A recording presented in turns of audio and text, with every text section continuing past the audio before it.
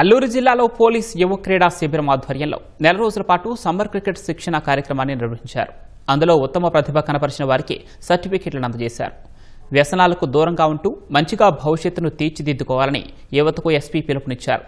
తమ నైపుణ్యాలను మెరుగుపరుచుకునేందుకు ఈ శిబిరం ఉపయోగపడిందని విద్యార్థులు హర్షం వ్యక్తం చేశారు.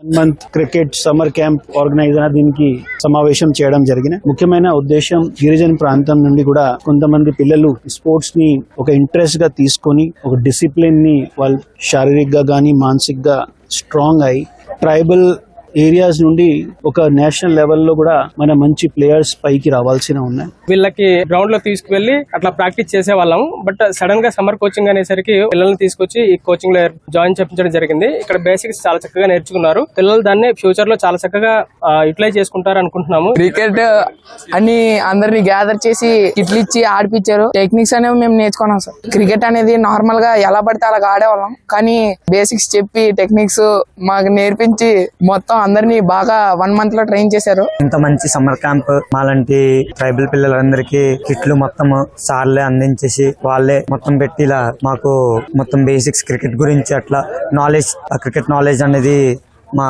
పిల్లలందరికీ అవేర్నెస్ తెప్పించిన సార్స్ అందరికీ చాలా థ్యాంక్స్.